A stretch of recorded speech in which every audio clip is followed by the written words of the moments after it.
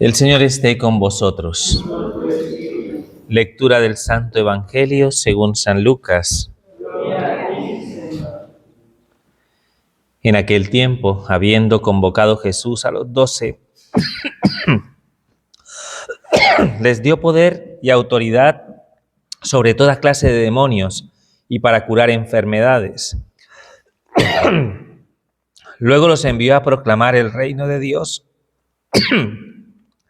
y a curar a los enfermos, diciéndoles: no llevéis nada para el camino, ni bastón, ni alforja, ni pan, ni dinero. Tampoco tengáis 2 túnicas cada uno. Quedaos en la casa donde entréis hasta que os vayáis de aquel sitio. Y si algunos no os reciben, al salir de aquel pueblo sacudíos el polvo de vuestros pies como testimonio contra ellos. Se pusieron en camino y fueron de aldea en aldea, anunciando la buena noticia y curando en todas partes. Palabra del Señor. Gloria a ti, Señor. Bueno, vamos a hacer una reflexión en torno a esta palabra que nos ofrece hoy la liturgia de la Iglesia. Retomamos la lectura del libro de Esdras. Ya en su momento, ¿no?, habíamos señalado cómo este libro nos va a presentar una situación muy específica dentro de la historia del pueblo de Israel, que es el retorno del destierro con el favor de los persas, que en algún determinado momento dentro de su política de conquista y de dominio sobre sus territorios favorecían la religión de estos pueblos para tener a estos pueblos atenazados, ¿no?, a través, ¿no?, de la promoción de su propia religión, ¿de acuerdo?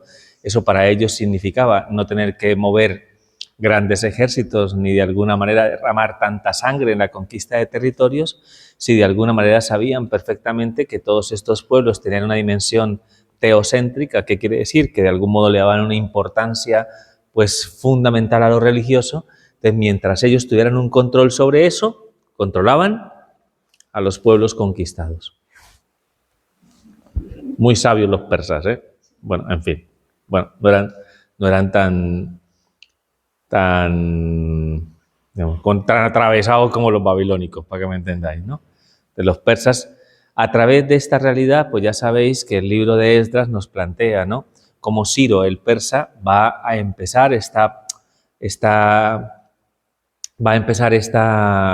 proyecto a través del cual va a reunir al pueblo de Israel nuevamente en Jerusalén y va a promocionar el que se pueda reconstruir la ciudad y reconstruir el templo, ¿no?, para devolverle pues al pueblo pues la vida religiosa que había perdido como consecuencia de la situación dramática del destierro, ¿no?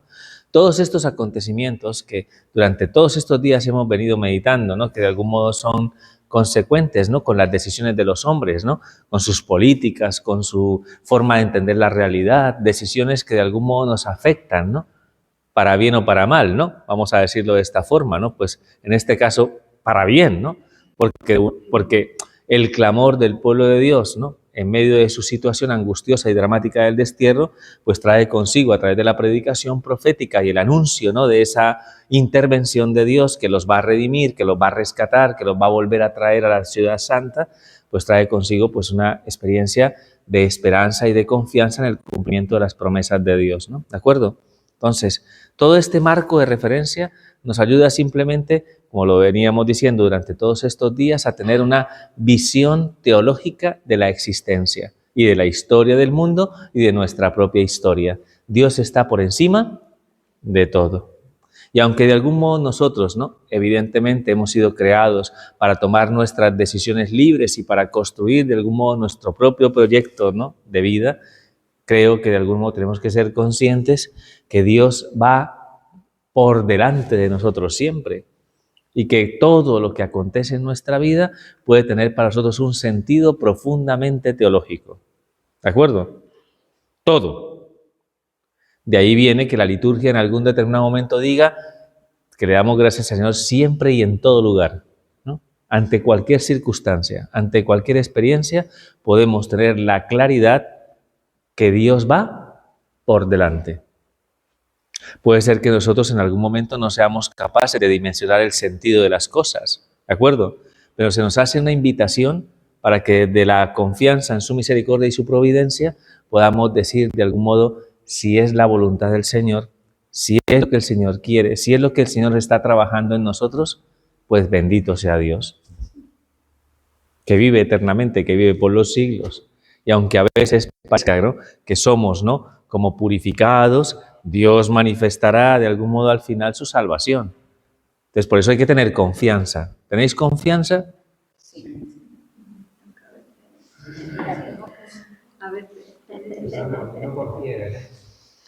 Bueno, padre, lo normal es que cuando todo me sale como yo quiero, pues tenga mucha confianza. Pero cuando se nos pone a prueba, pues evidentemente esa situación genera en nosotros como una especie de dramatismo, ¿no? Por la impotencia que produce el no entender, el no comprender por qué los derroteros de Dios, ¿no?, parece que son, ¿no?, como distintos a los míos, ¿no? Mis caminos no son vuestros caminos, dice el Señor. A veces podemos vivir esas situaciones un poco... ¿Por qué pasa esto? ¿Cuál es el fin? De alguna manera, ¿no? ¿Será que se le escapa? ¿Será que se olvidó Dios de nosotros? Entonces, hoy Esdras, que es un sacerdote que está presentando la ofrenda al Señor en medio de toda esta situación, ¿no?, esta realidad, ¿no?, la situación del destierro, el decreto de Ciro, ¿no?, pues Esdras hace una lectura como sacerdote. Hay que decir algo importante, ¿no? O sea, él va a hacer esta plegaria con sus vestidos rasgados, ¿me explico?, en una actitud de penitencia, ¿de acuerdo? O sea que para Esdras nos ayuda a entender que para poder adentrarnos en la lógica de Dios, ¿cómo tenemos que presentarnos delante de Él? Tenemos que presentarnos como muy humildes. La disposición no puede ser una oración, o sea, la oración no puede ser una oración altiva en sí, ¿no? Yo quiero que tú hagas lo que yo quiero. No. Reíos.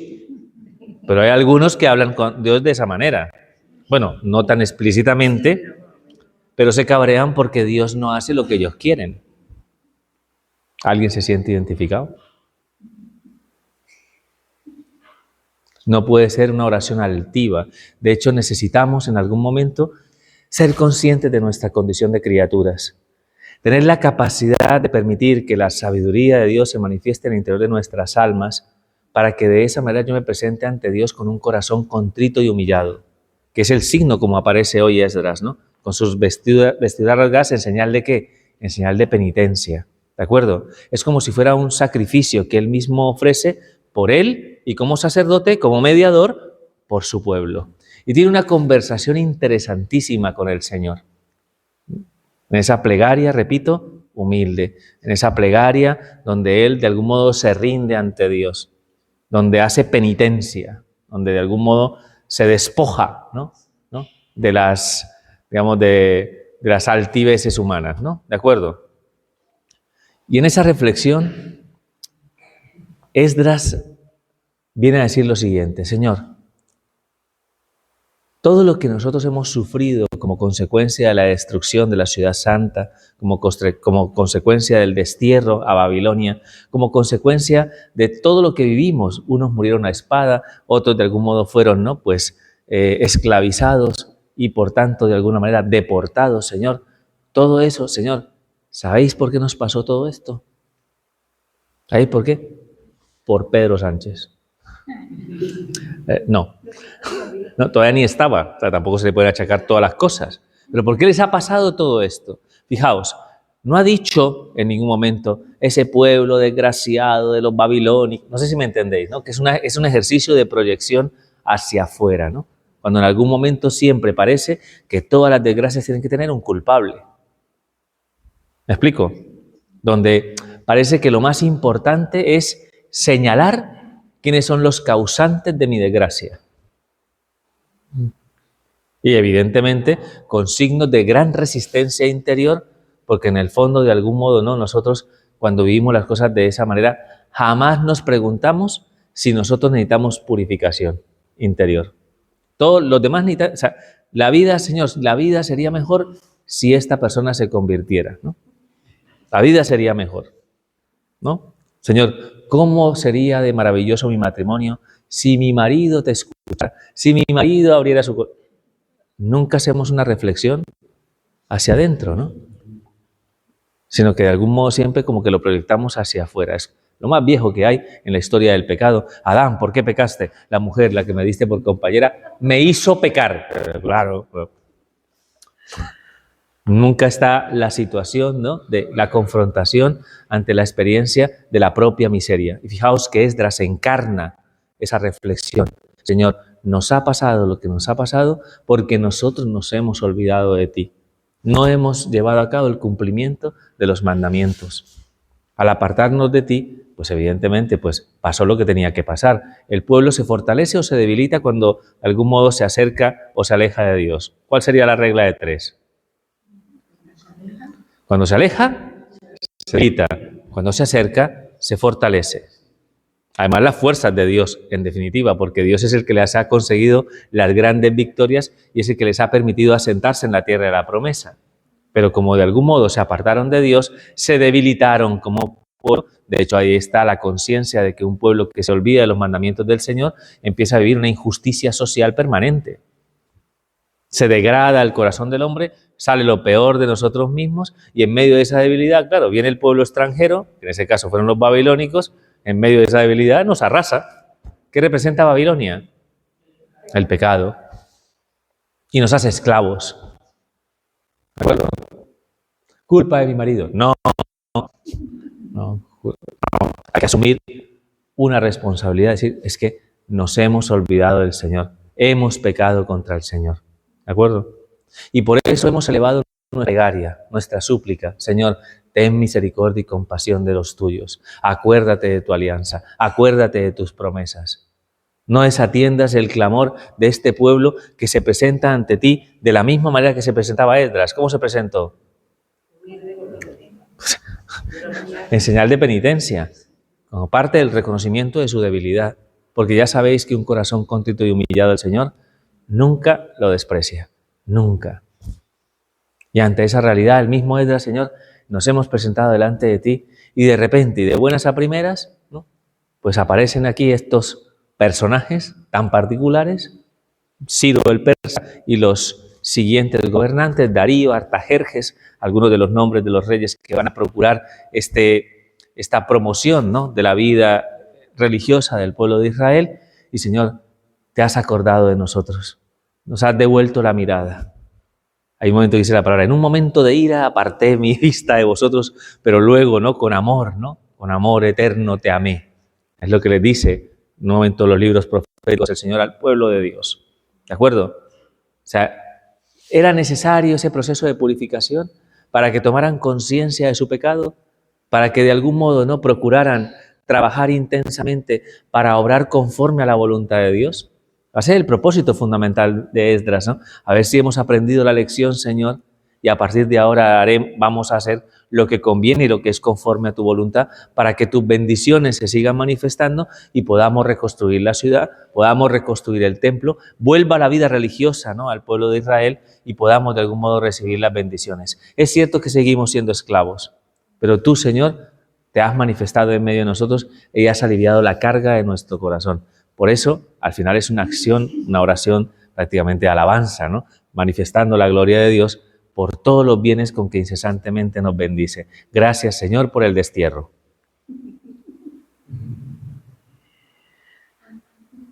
¿Y lo haríamos?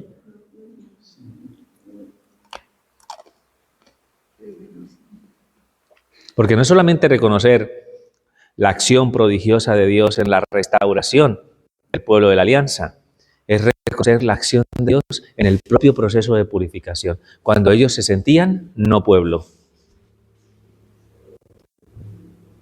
Y podríamos decir eso, Señor, gracias, gracias, ¿no?, porque me has ayudado, ¿no?, a dilatar el corazón, a abrir el corazón, a considerar realmente lo que es importante, ¿no?, en la vida.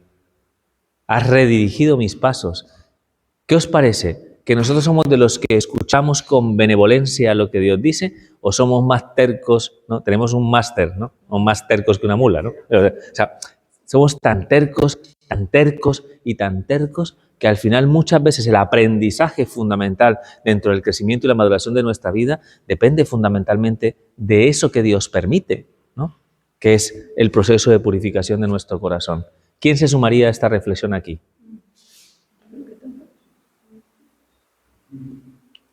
Yo no, porque yo siempre escucho y como la Virgen digo, hágase en mí segundo. Sí, sí, claro. ¿No?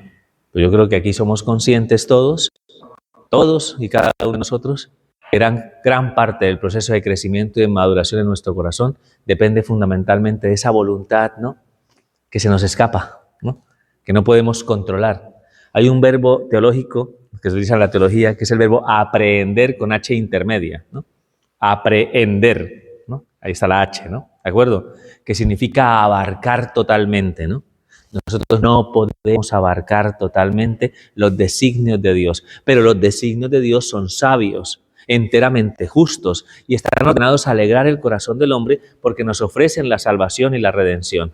Podríamos decir eso cuando vivimos una enfermedad, cuando vivimos una situación, una crisis económica, cuando en algún momento las cosas no salen como nosotros queremos, podríamos decir, se está manifestando la sabiduría de Dios en medio de esa exigencia, Dios está presente aquí, ¿no? Y yo estoy llamado a reconocerlo y a hacerlo presente en mi vida. Pues hay que pedir la gracia. Porque yo creo que a todos nosotros nos cuesta hacer esta lectura teológica de los acontecimientos, ¿no?, que se hacen presentes a nuestro alrededor. Entonces yo os hago esa invitación, que pidamos la gracia, ¿no?, para que podamos ver nuestra historia y la historia del mundo bajo la mirada sabia, ¿no?, de aquel que de alguna manera se sirve de todo para el bien de los que ama.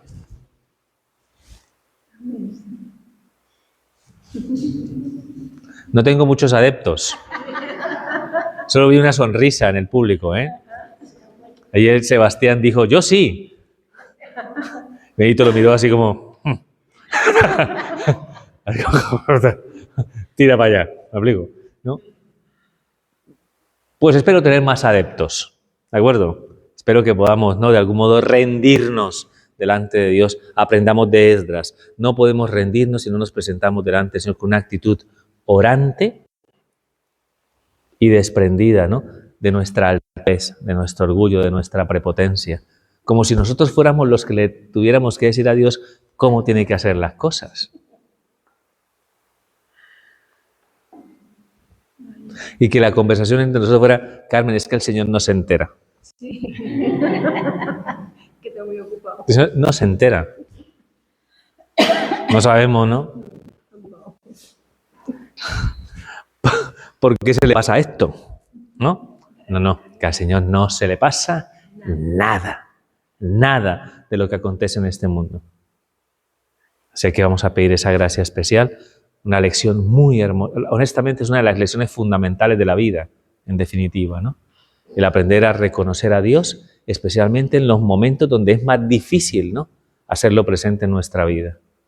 Porque cuando todo es maravilloso, cuando todo nos viene de cara, que es muy fácil decirle, Señor, hágase tu voluntad, aleluya, gloria a Dios, ¿no? Todo muy bonito, pero cuando de algún modo la situación nos pone a prueba, ahí cuando sufrimos, ¿no?, los embistes, ¿no?, de nuestra propia miseria, porque a fin de cuentas no es trasladar esa realidad a los demás, vuelvo y repito, sino tomar conciencia de por qué en algún momento estamos viviendo esas situaciones, ¿no?, de desconcierto, de desolación, de desesperanza. Estamos ensimismados, no nos damos cuenta. Estamos mirándonos el ombligo. Tenemos que aprender a mirar a Dios. Y ojalá que el Señor nos conceda esa gracia tan extraordinaria y tan necesaria, ¿no?, para mantener la verdadera paz en el corazón. ¿De acuerdo? Así que se lo pedimos al Señor con muchísima. El Señor reconstruye todo lo que tengas que reconstruir, ¿no? ¿Me explico? Y sobre todo, ¿no?, si es necesario el destierro, hágase. Líbrame este cáliz, vale, pero que se haga tu voluntad, ¿de acuerdo? Así que los que estén medio desterrados, ¿no?, que tengáis confianza y esperanza en el cumplimiento de esta promesa. Al final el Señor os resarcirá. En un momento, como dice, el Señor hiere y luego venda la herida. Es que lo que dice hoy el Salmo, si no estoy mal. Eso hay que entenderlo muy bien, ¿no? Hay que entenderlo muy bien para entender el dinamismo de gracia, ¿no?, que el Señor plantea a través de todo trabajo de purificación interior del corazón. Espero que me entendáis, ¿vale? Muy bien. El evangelio que hemos escuchado en este día es un evangelio de misión. El Señor, ¿no?, coge a los suyos y los envía, ¿no?, Los envía con el poder, ¿no? sobre el príncipe de este mundo y sobre para poder sanar toda enfermedad y dolencia. ¿Me explico? Entonces, ¡id! Muy bien, Señor. Vamos. ¿Qué nos das para eso? Primero nos dice lo que no debemos llevar. ¿Qué necesitamos para llevar a cabo el cumplimiento de esa tarea? El Señor empieza por exclusión, vamos a decir. ¿Qué no debes llevar? No debes llevar, pues, ni mochila, ni debes llevar un bastón. No debes llevar como túnica de repuesto, no debes llevar ni dinero, ni te entretengas saludando a nadie por el camino. O sea, un desprendimiento absoluto. Cosa que por sí, yo estoy convencido, pues que a nosotros nos desconcierta, porque si yo digo, nos vamos de misión, ¿no? A ver, ¿con qué maleta me llegáis? ¿Me explico? O sea, ¿con cuántas seguridades nos iríamos nosotros a llevar al cabo el cumplimiento de una tarea que plantea siempre un ejercicio de desprendimiento y de confianza en lo que Dios nos ofrece? Es la clave de todo este evangelio. Lo que Dios nos ofrece para llevar a cabo el cumplimiento de esa tarea que nos encomienda a todos como cristianos, porque todos somos profetas, ¿no? En la nueva alianza. Todos estamos llamados a llevar a cabo el cumplimiento de esa misión. ¿De acuerdo? ¿Y qué necesitamos para eso? De las seguridades de este mundo no necesitamos nada. Es más, podríamos decir que si nos revistiéramos de esas seguridades, perderíamos intensidad apostólica. Porque claro, ¿cómo sería nuestro caminar? Sería pesado si nuestra mochila pues estuviera muy llena. Lo digo interiormente, ¿no? Evidentemente hablando, ¿no? A mí me causa mucha curiosidad a las hermanas de la Madre Teresa de Calcuta, cuando les cambian de casa, les entregan una caja de cartón así chiquitita, ¿no? Y tienen que, en la cajita va todo lo que puedan llevar. Ya está. No sé si me entendéis. No. Dijo Benito, yo me pido la caja de un camión. Así ya puedo echar más cosas, ¿no? No, esta es una cajita así, ¿no? Pequeñita, ¿no? Un desprendimiento absoluto para llevar a cabo el cumplimiento de una tarea y de una misión, para que el corazón no se ate a nada. Si el corazón no se ata a nada, ¿qué le pasa al corazón? Se ensancha. ¿A que me comprendéis esto perfectamente? Pero ¿qué pasa? Que nosotros de alguna manera atendemos demasiado a las seguridades materiales, a las seguridades de este mundo. Estamos muy aferrados a ellas, ¿de acuerdo? Entonces sufrimos si el Señor nos dice la palabra desprendimiento a nosotros nos duele enormemente. Enormemente. Yo siempre se me viene a la cabeza cuando entramos a la comunidad. O sea, yo recuerdo que el padre fundador de la comunidad en Colombia, me hizo una pregunta que yo no supe entender, ¿no? La pregunta que me hizo fue, ¿cuáles son tus tesoros? ¿No? ¿Cuáles son los tesoros que tienes en tu casa? Y yo, pues yo un tesoro pues no sé, o sea, yo no tenía nada así de valor, no sé, ¿no? Tenía ahí, ¿no? unos lingotes de oro, no.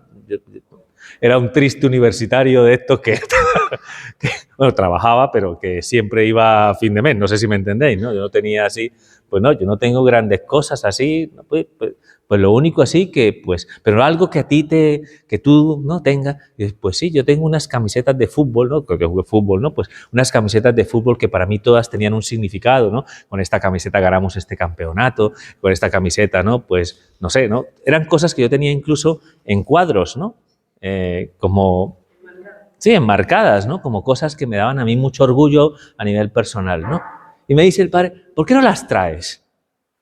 Y yo muy contento, yo bajé todas mis camiseticas, se las llevé, ¿no? Al padre, con mi propósito, ¿no? De decir, bueno, si el Señor me pide rendimiento, está muy bien, Benito se reirá, ¿no? A la semana salgo yo a la comunidad, era una comunidad en construcción, había muchas obras de construcción y venían peones a trabajar. Cuando yo veo a los peones con mis camisetas de fútbol, camisetas que yo cuidaba, y todo, con cemento, o sea, me dio un cabreo, o sea, una sensación de indignación, o sea,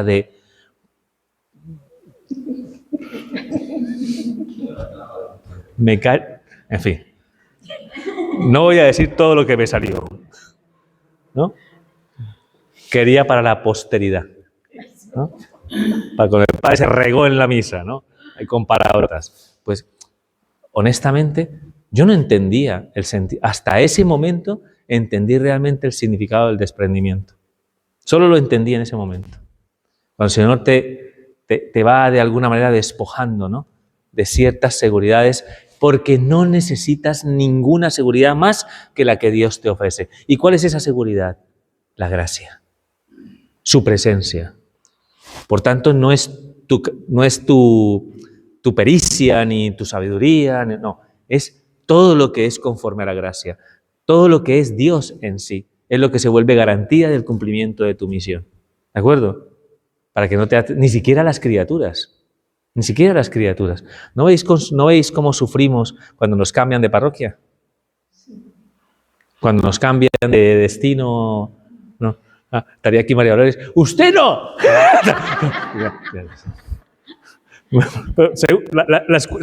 Me ha resonado su voz en la cabeza, ¿no?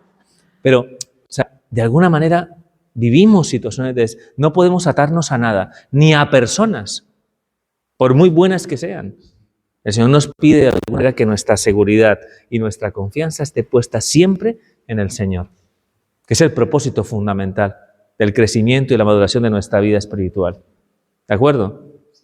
Entonces, por eso, para cumplir esa tarea, el Señor nos pide esa radicalidad. ¿De acuerdo? Y lo vamos, y no creáis que el Señor te dice, cuando quieras te desprendes. Que el Señor nos ama mucho. Y si el Señor como ama mucho, pues el Señor le encanta amarnos. El Señor dice, tranquilo hijitos, tranquilo hijita, yo ya me encargaré de despojarte de las seguridades que tengas, porque te quiero. Pues no me quieras tanto. O sea, como le dijo Teresa de Ávila en algún momento, ¿no? Pues con razón, así trato a los que amo. Yo, pues con razón, tengo pocos amigos, ¿no? Porque en el fondo es así, es su lógica, ¿de acuerdo? De hecho, en la lectura de hoy, que es de pues, este evangelio, que tiene un evangelio paralelo, aún mucho más descriptivo, de alguna manera, pues cuando entréis en una ciudad, ¿no? Decid paz, y si hay paz, descansará sobre ellos vuestra paz, si no volverá a vosotros. Ni siquiera tenemos que estar pendientes de la eficacia, porque la eficacia de quién depende, de Dios. De lo contrario, tú serías un pavo real extendiendo, siendo que tú has convertido a media Murcia. ¿Me explico? Pues la gracia en realidad es la que obra, ¿no? Ese prodigio, ¿no? Nos que, digamos, hacer resonar la voz del Evangelio y sobre todo en quien tiene necesidad de encontrarse con el amor de Dios. Y no os dejéis impregnar del polvo de este mundo, ¿no? ¿Me explico? No os dejéis contaminar, ¿no? No es un desprecio en el sentido de desgraciados los pecados, no. Es un desprecio realmente ante lo que muchas veces quiere constituirse en seguridad para hasta el polvo. Tenemos que desprendernos. No tenemos que de algún modo atarnos a nada. Y así nuestro caminar, ¿cómo será? Un caminar libre, libre. Pero para llegar a esa dilatación, a esa disposición de corazón, necesitamos el trabajo de purificación. Y se lo vamos a pedir al Señor como una gracia también. ¿De acuerdo? En un día que celebramos la Virgen de la Merced, ¿no? Aquí Atanasio, ¿no? Se entra en éxtasis porque Atanasio es hijo de una parroquia mercedaria, ¿no? Durante muchos años de su vida ha estado de algún modo muy vinculado a la espiritualidad de los mercedarios. Pedro Nolasco, fundador de los mercedarios, que por allá en el siglo XIII recibió de parte de la Virgen una encomienda. Y la Virgen le pedía de algún modo salir al encuentro de aquellos cristianos que eran esclavizados, sobre todo porque eran de algún modo hechos prisioneros, ¿no? En medio de las luchas y las pugnas con la civilización islámica, ¿de acuerdo? Entonces, estos que acogían esta llamada iban para rescatar, ¿no? A estos cautivos y se ponían en el lugar de ellos. Esa era la llamada. Otorgar la libertad a los hijos de Dios. Pues la barriada aquí de mi amigo quedaba al lado de la cárcel. Entonces, pues evidentemente, ¿no? Pues uno de los grandes trabajos, ¿no? Que han tenido siempre el desarrollo de su espiritualidad los mercedarios es atender las necesidades de aquellos que se sienten esclavos. La esclavitud, es que ya hemos derogado la esclavitud. Bueno, hay unas formas de esclavitud muy soterradas. Bueno, algunas son, todavía algunos países tienen esclavitud, es verdad, ¿no? Pero hay unas formas muy soterradas de esclavitud, ¿no? ¿De acuerdo? Y eso sigue siendo un mensaje perenne. Tenemos que trabajar intensamente para pedir esa especial gracia de que todas las personas puedan experimentar una verdadera y auténtica libertad interior, ¿no? Así que vamos a pedir especialmente por todos aquellos signos de esclavitud que existen actualmente en nuestro mundo. Pedimos por los que están en las cárceles, pero pedimos también por los que son esclavos de los vicios, esclavos, ¿no?, de la seguridad de este mundo, esclavos de la vanidad, esclavos de, en fin, ¿no?, un montón de esclavitudes. Así que la Virgen de la Merced tiene trabajo, y mucho. Así que se lo vamos a encomendar especialmente, y felicito especialmente, extenderle, ¿no?, Mano Tanasio, que es el encargado de las felicitaciones por el Día de los Santos. Digo, Tanasio, ya felicitó a la... pues que no se lo olvide, ¿no? Y pedir, ¿no?, especialmente esa gracia, ¿no?, que esta advocación mariana de gran resonancia, ya sabéis que está en Cataluña, ¿no?, es en Barcelona donde está el santuario de la Virgen de la Merced, pues que de algún modo desde allí podamos, ¿no?, pues hacer esta oración de intercesión, ¿de acuerdo? Una oración de intercesión. Pensad, ¿no?, en los que están privados realmente de su libertad, los que están secuestrados, ¿no?, los que en algún momento, ¿no?, pues viven este drama, que es un drama en sí, ¿no?, un sufrimiento muy grande, estar privado de la libertad. Por la conversión de aquellos que, cometiendo, ¿no?, pues los errores que han cometido en la vida, ¿no?, están pagando, ¿no?, el precio de sus malas acciones en las cárceles, ¿no?, para que encuentren el camino, ¿no?, de la salvación y de la redención, mirando hacia Cristo, ¿no? Hoy tenemos, ya sabéis que hay una obra de misericordia que es visitar a los presos, ¿de acuerdo? Pues que lo tengamos en cuenta hoy dentro de toda esta dinámica que nos lleva a contemplar a nuestra Madre, la Virgen de la Merced. Ya está. Gloria al Padre, al Hijo y al Espíritu Santo.